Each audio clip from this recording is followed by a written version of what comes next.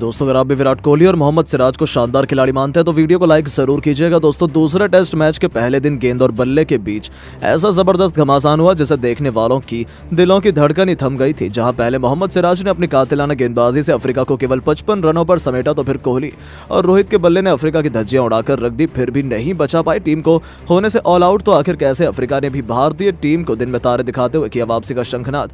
आखिर कैसे एक ही दिन में ऑल आउट हो गई दोनों टीमें। अब आखिर कौन सी टीम है जिस पर हावी। पहले दिन का खेल खत्म होने के बाद कौन सी टीम चैंपियन बनने के सबसे करीब है। पहले दिन के रोमांचक खेल की पूरी हाईलाइट हम आपको दिखाएंगे, लेकिन उससे पहले आपको क्या लगता है रोहित कोहली और मार्करम में कौन सबसे खतरनाक बल्लेबाज है? अपनी राय नीचे कमेंट बॉक्स में जरूर दें। दोस्तों 1-0 से टेस्ट सीरीज में पीछे चल रही टीम इंडिया केपटाउन के मैदान पर अफ्रीका से अपना आत्मसम्मान बचाने के इरादे से उतरी थी।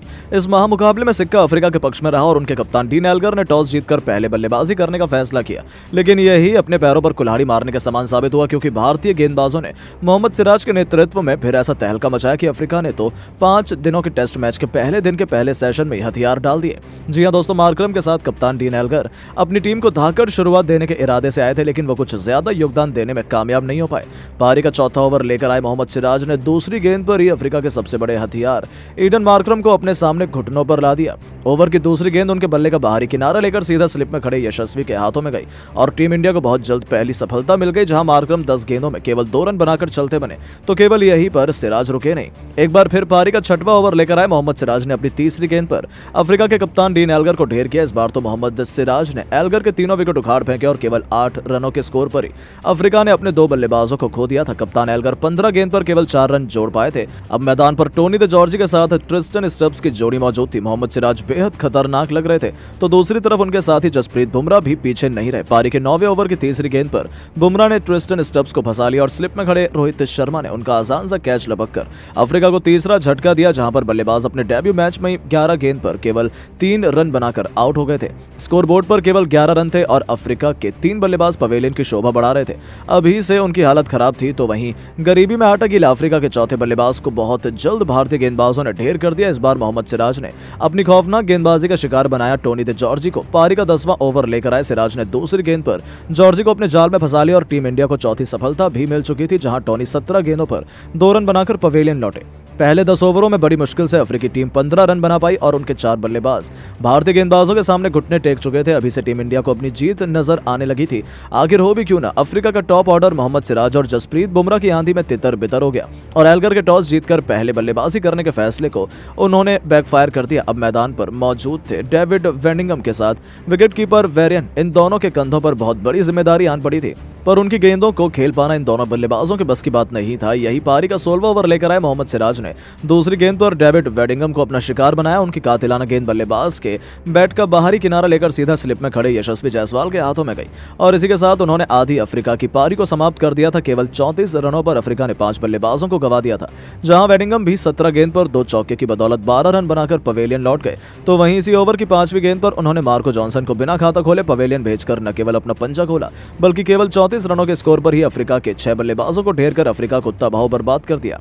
अब तो केवल गेंदबाजी मोर्चा संभालने के लिए बचे हुए थे। उन्होंने सोचा था कि वो इन गेंदबाजों का सामना करने के काबिल है, लेकिन ये केवल उनकी एक गलतफहमी थी। मोहम्मद सिराज तो आज टॉप फॉर्म में चल रहे थे। 18वां ओवर लेकर आए सिराज ने बेरियन का शिकार कर अपने कोटे का 6वां विकेट भी हासिल किया और टीम इंडिया को 7वीं सफलता दिला दी, जहां वेरियन 30 गेंद पर एक चौके की बदौलत 15 रन बनाकर वापस लौटे। बस फिर क्या था, अब तो केवल फॉर्मेलिटी ही शेष थी।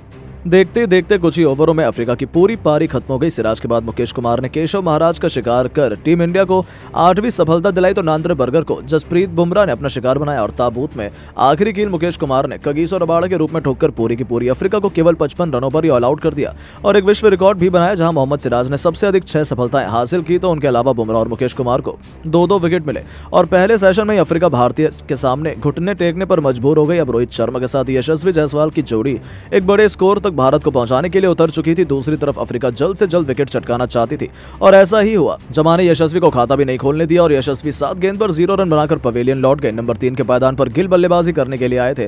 दूसरी तरफ रोहित शर्मा के सिर पर खून सवार था। टेस्ट मैच के इस खेल में रोहित शर्मा सिर पर कफन बांधकर उतरे थे। T20 के अंदाज में तो उन्होंने अपने सामने आने वाले सभी गेंदबाजों की बेरहमी से पिटाई की, खतरनाक बल्लेबाजी का नजारा दिखाते हुए चौकों की झड़ी लगा दी और देखते ही देखते 10 ओवरों में टीम इंडिया को 58 रनों तक पहुंचा दिया। वो बहुत तेजी से अपने अर्धशतक की तरफ बढ़ चले थे। उन्होंने टीम इंडिया को 14 ओवरों में ही 72 रनों तक पहुंचा दिया था। वो अपने अर्धशतक के बेहद करीब थे, लेकिन तभी 15वां ओवर लेकर आए बर्गर ने।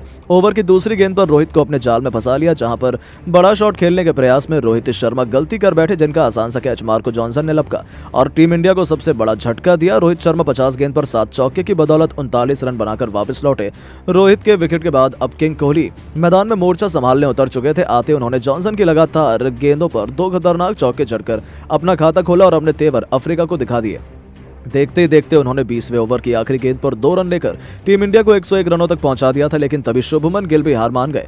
21वां ओवर लेकर आए नांद्रे बर्गर की आखिरी गेंद पर गिल ने गलती कर दी। गेंद उनके बल्ले का बाहरी किनारा लेकर सीधा स्लिप में खड़े मार्को जॉनसन के और हाथों में चली गई और उन्होंने कोई गलती नहीं की, जहां शुभमन गिल 55 गेंद पर 5 चौके की बदौलत 36 रन बनाकर पवेलियन लौटे और टीम इंडिया को 105 के स्कोर पर तीसरा झटका लगा। नंबर 5 के पायदान पर बल्लेबाजी करने अब श्रेयस अय्यर उतर चुके थे।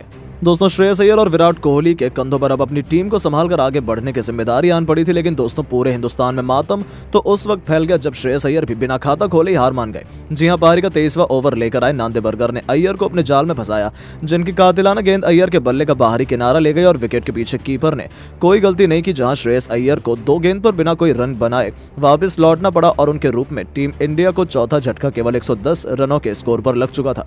भारतीय टीम मुसीबत में आ चुकी थी। अफ्रीका ने वापसी का बिगुल बजा दिया था। अब किंग कोहली का साथ निभाने के लिए पिछले मैच के शतकवीर केएल राहुल मैदान पर उतर जाते हैं। उनके आते ही गेंदबाजों ने सीधा उन्हें बाउंसर पर बाउंसर मारकर उन्हें घायल करने की कोशिश करनी शुरू कर दी। विराट कोहली के खिलाफ भी उन्होंने यही रणनीति अपनाई। हालांकि दोनों बल्लेबाज डटे रहे और चाय तक अफ्रीका को एक और सफलता हासिल नहीं होने दी। जहां टी ब्रेक तक 24 ओवर खेलकर टीम इंडिया ने 111 रन बना लिए थे, तो हमारे 4 बल्लेबाज पवेलियन लौट चुके थे। चाय के बाद भारतीय टीम को एक बड़ी लीड चाहिए थी और इसी इरादे से दोनों बल्लेबाज मैदान पर उतरे। आते ही विराट कोहली ने तो सीधा काउंटर अटैक करने का मन बनाया। मार्को जॉनसन की गेंद पर खूबसूरत चौका लगाकर इस खिलाड़ी ने सेशन की शुरुआत की, तो फिर 27वां ओवर लेकर आए अफ्रीका के सबसे खतरनाक गेंदबाज कगिसो रबाड़ा का, तो उन्होंने करियर ही तबाह कर दिया। रबाड़ा को आड़े हाथों लेते हुए किंग कोहली ने ऐसा खौफनाक छक्का लगाया जिसे देखकर तो गेंदबाज से लेकर हर एक अफ्रीकी खिलाड़ी और फैन हैरान रह गया था। तो फिर जाते जाते ओवर की आखिरी गेंद पर भी उन्होंने खूबसूरत चौका जड़कर अफ्रीका की शामत ला दी थी। ऐसा लग रहा था कि उनके सिर पर खून सवार है, वो रुकने के लिए बिल्कुल भी तैयार नहीं थे। लेकिन अफ्रीकी गेंदबाज भी पिच का बखूबी फायदा उठा रहे थे। जहां एक तरफ किंग कोहली रनों की बरसात कर रहे थे, तो दूसरी तरफ केएल राहुल को तो गेंदबाजों ने खाता भी खोलने का मौका नहीं दिया। राहुल ने 21 बॉल बिना कोई भी रन लिए निकाल दी। तीसरे ओवर की 5वीं गेंद पर सिंगल लेकर राहुल ने अपना खाता खोला, वो भी 22 गेंद के बाद। इससे अंदाजा लगाया जाता है कि बल्लेबाजी करना इस पिच पर कितना मुश्किल है। 33वें ओवर में रबाड़ा की चौथी गेंद पर चौका लगाकर राहुल ने टीम इंडिया को 150 रनों के आंकड़े के पार पहुंचाया। वो अपनी लय में वापसी कर चुके थे, लेकिन तभी अगले ही ओवर की पहली गेंद पर केएल राहुल गलती कर बैठे। अंगड़ी के जाल में वो फंस गए। गेंद उनके बल्ले का बाहरी किनारा ले गई और विकेट के पीछे कीपर ने कोई गलती नहीं की। जहां केएल राहुल 33 गेंद पर एक चौके की बदौलत केवल 8 रन बनाकर पवेलियन लौट गए और उनके रूप में टीम इंडिया को 5वां झटका लगा। बल्लेबाजी करने के लिए रविंद्र जडेजा आ चुके थे, उनसे सभी को बहुत उम्मीद थी। दूसरी तरफ विराट मोर्चा संभाले हुए थे, लेकिन हर किसी के पैरों तले जमीन तो उस वक्त खिसक गई जब रविंद्र जडेजा आते केवल दूसरी गेंद पर अपना विकेट गंवा बैठते हैं। उन्होंने बड़ा शॉट खेलने का प्रयास किया और यही उनकी सबसे बड़ी गलती थी। जहां जडेजा को तो खाता भी खोलने का मौका नहीं मिला और एक ही ओवर में लगातार 2 विकेटों ने टीम इंडिया की कमर तोड़ दी थी। जडेजा 2 गेंद पर 0 रन बनाकर वापस लौटे और अपने रूप में टीम इंडिया को 6वां झटका लगा। हद तो तब हो गई जब जाते जाते अंगड़ी ने 5वीं गेंद पर बुमराह का भी शिकार कर लिया। केवल 5 गेंद में 3 विकेट गिर चुके थे। भारतीय खेमे में मातम का माहौल था। किसी ने भी सोचा नहीं था कुछ ऐसा हो जाएगा। दूसरी तरफ विराट कोहली खड़े खड़े केवल भारत को बर्बादी का तमाशा देख रहे थे। अब उनका साथ निभाने के लिए आज के सुपर हीरो मोहम्मद सिराज उतर चुके थे। उन पर अब गेंदबाजी के बाद बल्ले से भी मोर्चा संभालने की बहुत बड़ी जिम्मेदारी आ चुकी थी। दूसरी तरफ Virat Kohli one man army की तरह अफ्रीका की धुनाई किए जा रहे थे। उन्होंने टीम इंडिया को अफ्रीका पर 98 रनों की बड़ी लीड दिला दी थी, लेकिन तभी पारी का 35वां ओवर लेकर आए कगिसो रबाड़ा ने दूसरी गेंद पर विराट कोहली को अपने जाल में फंसा लिया। जहां रबाड़ा की गेंद कोहली के बल्ले का बाहरी किनारा ले गई और स्लिप में खड़े मार्करम ने कोई गलती नहीं की। जहां विराट कोहली को 59 गेंद पर 6 चौके और एक छक्के की बदौलत 46 रन बनाकर वापस लौटना पड़ा। उनके विकेट तो रोहित शर्मा हैरान और परेशान थे, तो वहीं उनकी पत्नी अनुष्का का मुंह तो खुला का खुला रह गया था। वो ये सदमा बर्दाश्त नहीं कर पा रही थी। आखिर हो भी क्यों ना, विराट कोहली का इतना अनमोल विकेट जो चला गया था। यहां तक कि विराट कोहली के विकेट के बाद तो देखते ही देखते टीम इंडिया पूरी तरह से धाराशायी हो गई। जहां 153 रनों पर टीम इंडिया के 4 विकेट गिरे हुए थे, तो वहीं अफ्रीकी गेंदबाजों ने ऐसा तहलका मचाया कि देखते देखते देखते 153 रनों पर ही टीम इंडिया के सभी 10 बल्लेबाजों को आउट कर दिया। लगातार 2 गेंदों पर रबाडा ने पहले मोहम्मद सिराज तो फिर प्रसिद्ध कृष्णा को आउट कर भारतीय टीम की हालत बद से बदतर कर दी। यहां तक कि 153 रनों के बाद तो उन्होंने 1 रन जोड़ने का मौका नहीं दिया और भारतीय टीम के एक के बाद एक 6 बल्लेबाजों को आउट कर भारत को ऑल आउट कर दिया, जहां टीम इंडिया ने केवल 98 रन की लीड हासिल की थी। यहां तक कि भारतीय गेंदबाजों को दोबारा करने का मौका भी अब मिल चुका था। एक बार फिर एडन मार्करम के साथ डीन एल्गर इस बार अपनी टीम को जबरदस्त शुरुआत दिलाने के लिए दोबारा उतर चुके थे। आते मार्करम ने बुमराह का स्वागत शानदार कवर ड्राइव से खूबसूरत चौका लगाकर किया और अपने तेवर टीम इंडिया को दिखा दिए। तो वहीं अलग ही लय में दिखाई दे रहे थे अफ्रीका के 5 ओवरों में 19 रन बना लिए थे, जहां टीम इंडिया के बनाए गए स्कोर से वो अभी भी 79 रन पीछे थे। जहां पिछले दिन के खेल खत्म होने के बाद तो ये कहना मुश्किल है कि कौन सी टीम किस पर हावी है। हालांकि टीम इंडिया अफ्रीका पर हावी है ये कहा जा सकता है, लेकिन दोस्तों आपको क्या लगता है कि क्या टीम इंडिया ये मैच जीत पाएगी? अपनी राय नीचे कमेंट बॉक्स में जरूर। जी हां, पारी का 24वां ओवर लेकर आए मार्को जॉनसन की दूसरी गेंद पर कोहली के खिलाफ अफ्रीका ने जोरदार अपील की। हालांकि ना ही एम्पायर ने विराट को आउट किया, ना ही अफ्रीका के रिव्यू लेने पर थर्ड एम्पायर ने अफ्रीका की बात मानी, क्योंकि कोहली नॉट आउट थे। ऐसे में अफ्रीकी खिलाड़ियों का गुस्सा तो देखने लायक था, क्योंकि एम्पायर्स कॉल की वजह से कोहली को नॉट आउट दिया गया था, जो कि बिल्कुल सही था। लेकिन अफ्रीका खिलाड़ियों को यह सहन नहीं हुआ था। इसी कारण विकेट के पीछे से अफ्रीकी कप्तान डीन एल्गर विराट कोहली को कुछ अपशब्द कह देते हैं। बस फिर क्या था, उन्होंने तो यहां पर अपनी कब्र खोद ली थी। विराट से उलझना, वो भी बीच मैदान में, इससे बुरा आपके लिए और क्या हो सकता है। विराट कोहली भी पलटकर उन्हें मुंहतोड़ जवाब देते हैं और उन्हीं की भाषा में उन्हें समझाते हैं। यहां तक कि एल्गर जब चुप होकर उनसे दूर जाने लगे, तब किंग कोहली ने उनका पीछा कर उन्हें चुप रहने की आजमाइश भी दे डाली। उनका गुस्सा देखने लायक था। उनके बीच बातचीत बढ़ती रही थी। ऐसा लग रहा था कि बीच बचाव में एम्पायर को आना पड़ेगा। हालांकि फिर कोहली ने अपने गुस्से को काबू किया और बल्लेबाजी करने लगे, लेकिन अपनी बेइज्जती का बदला तो उन्हें लेना ही था और बहुत जल्द उन्होंने अपने गुस्से की आग को ठंडा भी किया। पारी का 27वां ओवर लेकर आए अफ्रीका के सबसे खतरनाक गेंदबाज कगिसो रबाडा को आड़े हाथों लेते हुए किंग कोहली ने ऐसा खौफनाक छक्का लगाया जिसे देखकर तो गेंदबाज से लेकर हर एक अफ्रीकी खिलाड़ी और फैन हैरान रह गए।